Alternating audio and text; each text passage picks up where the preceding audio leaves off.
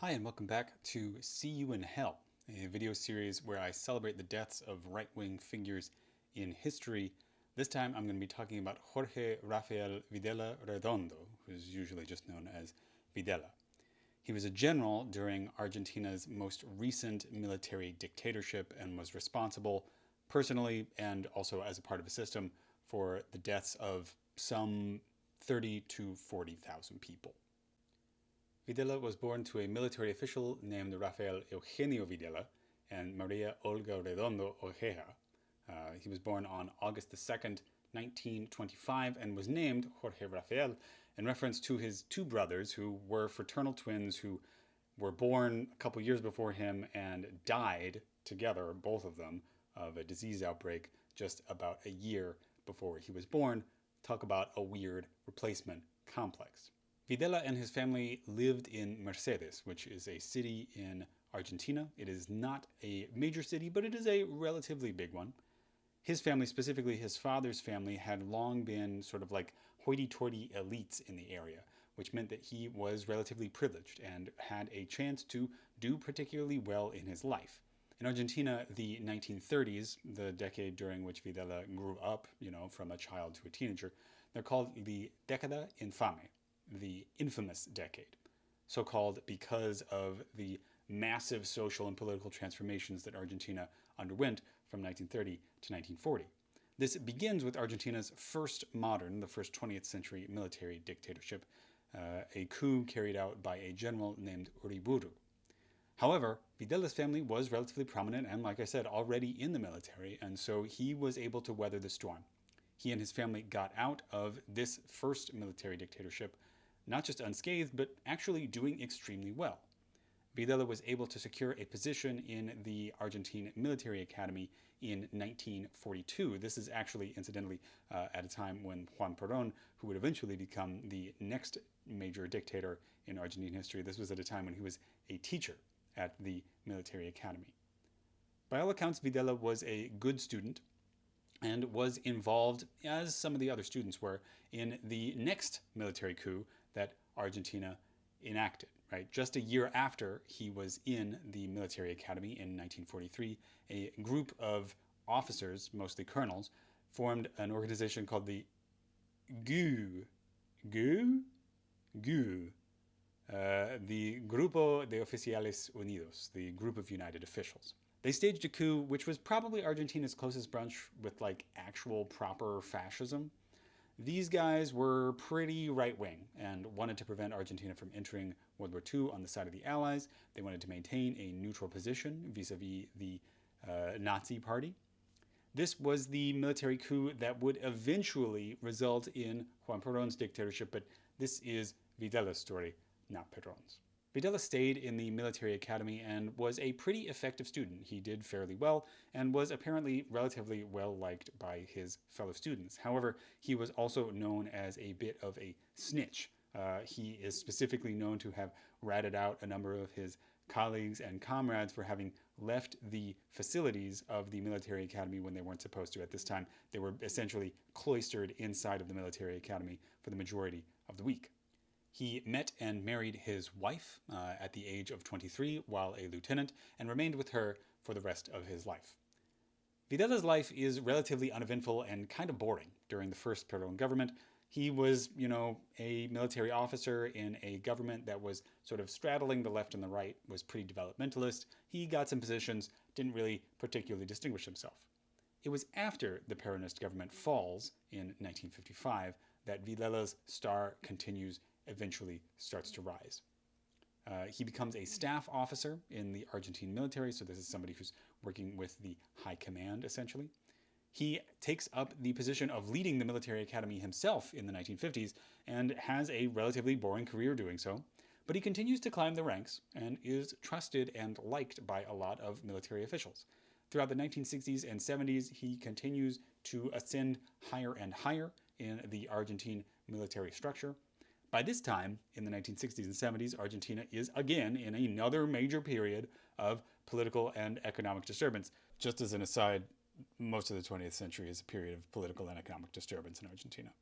So Videla was maintaining his position through periods of military governments, back to civilian governments, back to military governments, Peronists in power, Peronists banned from holding any political office of any kind, Peronists back in power, yada, yada, yada.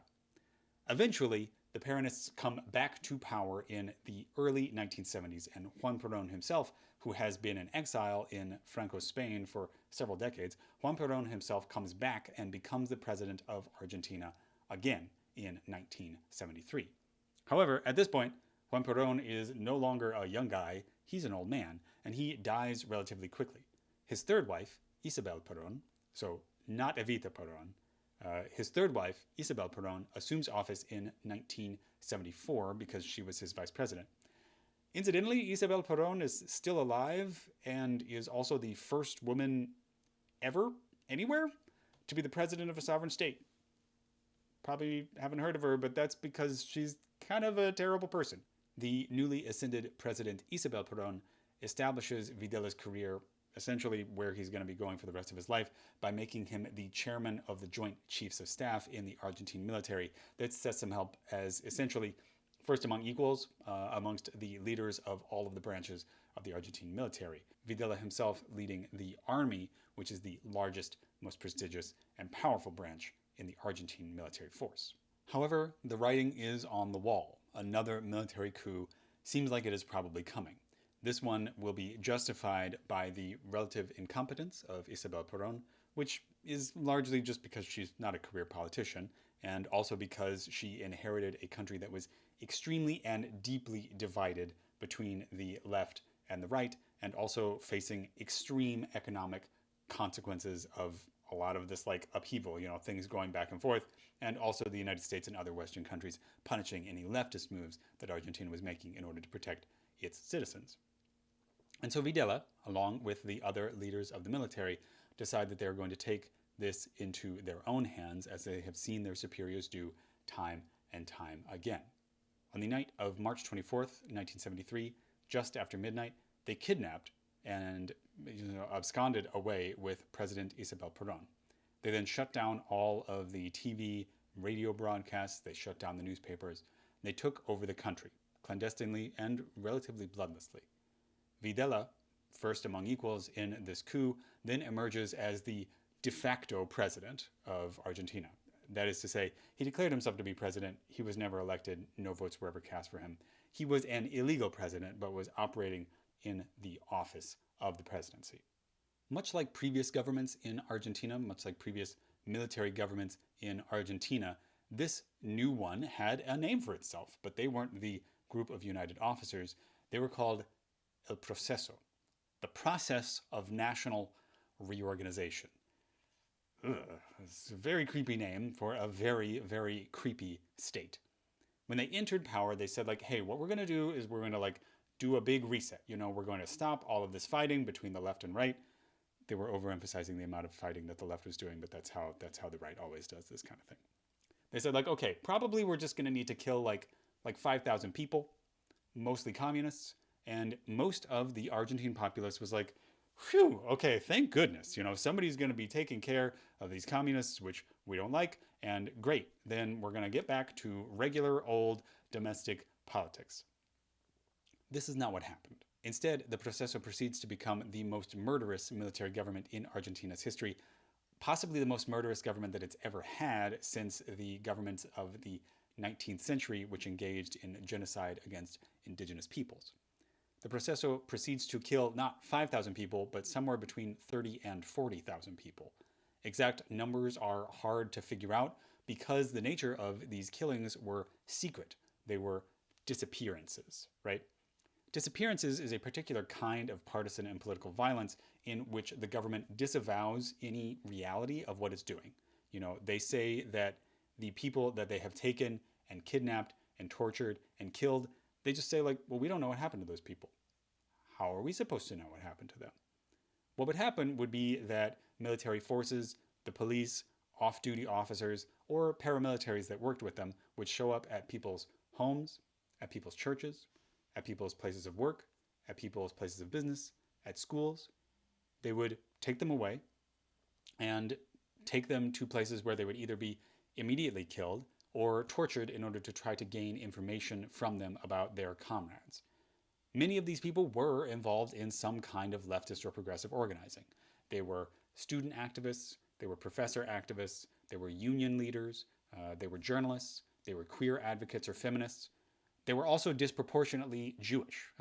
Jewish people made up somewhere around 10% of the victims of the proceso, despite the fact that they made up only about 1 to 2% of Argentina's population at the time. The precise details of what people went through during the proceso, and specifically the victims of the proceso government, are pretty grisly, and I'm just not going to get into them here. There are plenty of sources that you can pursue if that is the kind of information you want. I'll include some of those down there. The other policies of the proceso were sort of equally disastrous to Argentina. Their economic policy essentially didn't work at all. They eliminated all sorts of economic protections for everyday people that the Peronists had installed. This caused massive problems for Argentine citizens, much like the Argentine citizens are going through right now with their current government. This also resulted in a lot of financial problems as their currency was devalued tenfold. As in the course of a couple years, their currency was worth 10 times less than it used to be. That's insane. Additionally, while president, Videla almost started a war with Chile, which at the time was under the military dictatorship of a different military dictator, Augusto Pinochet. This was over tiny little islands in the Beagle Channel, the channel that goes like between some of the islands at the very, very southern tippy tip of South America. Fortunately, this war didn't start, but like, hey, you know, it kind of really lost the shine on the apple for Videla's government. As a result of all of this bumbling, he was actually ousted by other military generals in 1981, and a different military dictator was installed in power. That guy also had his reputation tarnished because he then started the Falklands-Malvinas War, which Argentina promptly lost against the United Kingdom. This was really the beginning of the end for the military government of the proceso. One of the things you cannot do as a military dictatorship is lose a war. You know, it just kind of really makes you look bad. Democracy was restored in Argentina in 1983, and shortly thereafter, Videla and a bunch of other people who participated in the military government were imprisoned for human rights crimes. They were imprisoned in 1985. He and a bunch of these other guys were then pardoned by President Carlos Menem in 1990, who is a person that a lot of Argentines just like don't want to say his name because they like hate him so much, partly because of his issuing these pardons. Videla then lived a relatively private life until 2003, when the Peronists, this time under Nestor Kirchner, came back into power. He had the Supreme Court look back into Videla's pardon that he had received from Menem, and it was found to be illegal. Additionally, Videla also underwent trial for a bunch of other stuff that they had missed the first time, including his participation in the kidnapping of children from people whom he had disappeared in order to have them sort of like auctioned off or given away to military families that wanted to raise them. Truly heinous, disgusting bullshit stuff, right? Videla eventually, not to his credit, but like at least eventually, he finally acknowledged in some of these later trials that he was in fact guilty and had done these things and had done these terrible, terrible harms to the people of Argentina and the people of the world as somebody who had participated in organizing mass death. In 2010, Videla received a life sentence for his participation in the proceso government and his leadership in the genocide perpetrated by it. He continued to live in jail for the rest of his life, which was not particularly long. In 2013, on the 17th of May, he slipped and fell in the shower and later died of a brain hemorrhage. So, Jorge Rafael Videla, we will see you in hell.